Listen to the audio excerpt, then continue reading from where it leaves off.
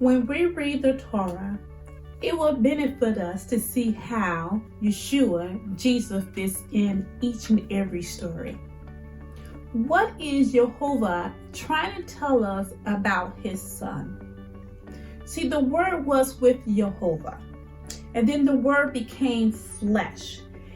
So, if the word was with Yehovah in the beginning, and now that it's flesh, then the word points us straight to Yeshua, Jesus.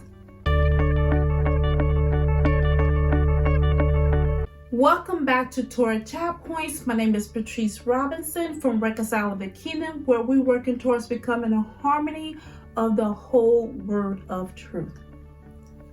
Don't forget to hit the subscribe button below, like, comment, and share this video as a way of showing your support. We're going through the significance of the events in Genesis chapter 22 through 24. I want people to keep in mind as we take this journey through the Torah that there will be times that we will be able to connect the other sections of the Bible.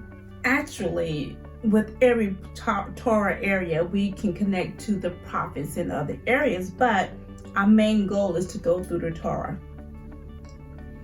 In Genesis chapter 22, Abraham is up against the most difficult time of his life.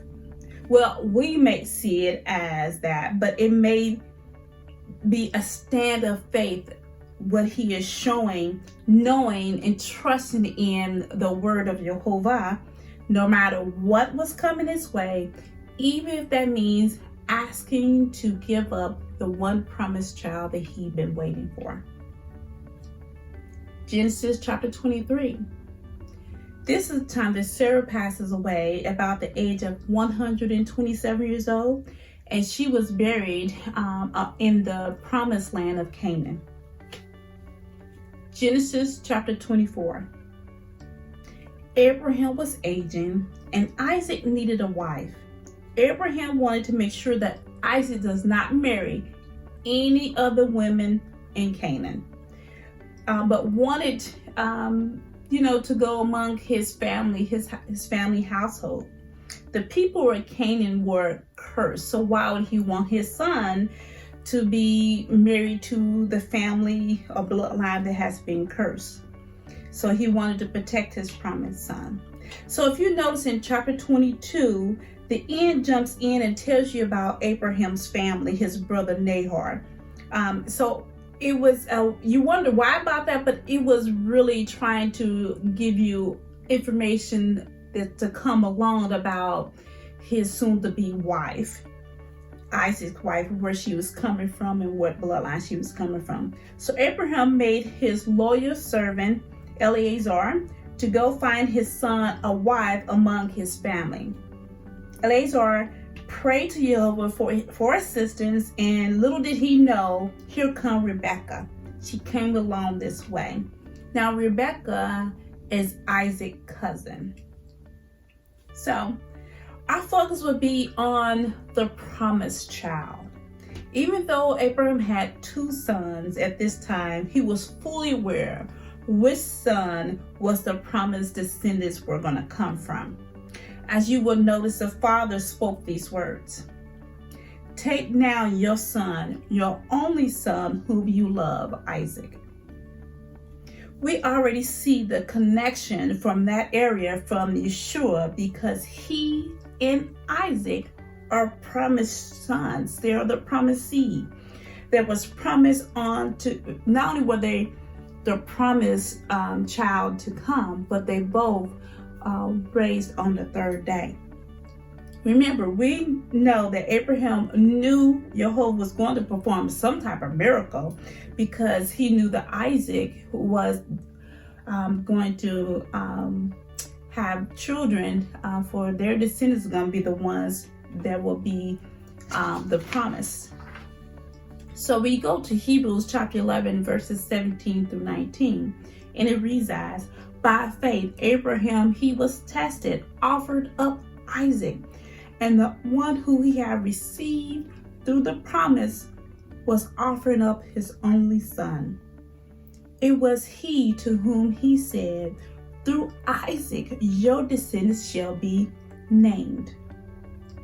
See, he considered that God is able to raise people even from the dead, from which he also received him back as a type. So Isaac was a type that will show you the coming Messiah, Yeshua. You see, the promised son plays out again, but in this time in kingship.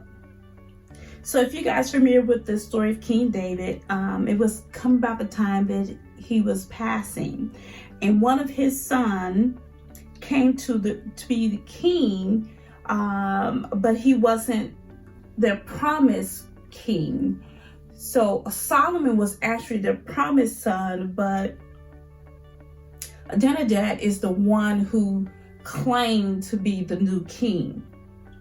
This again relates to Yeshua because he is the promised king, the one who will rule over us all when he returns the second time around.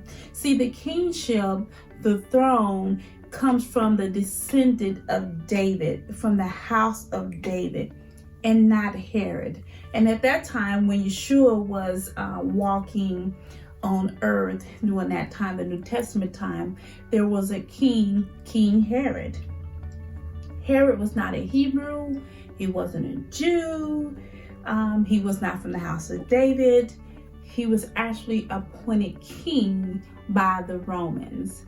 So this is why you do not see Yeshua, Jesus, responding to King Herod at all. As always, man does not live by bread alone, but every word that proceeded out of the mouth of Yehovah. Next week, our readings will come from Genesis chapter 25 through 27. I pray for you to have a blessed rest of the week, and join me on Saturday, the Sabbath day at 10 o'clock a.m. for a new video called Preparing for the Good Work. And I will see you next week, next Tuesday at 7 o'clock p.m. for the next Torah Chat Points. Remember, Genesis 25 through 27. Thank you.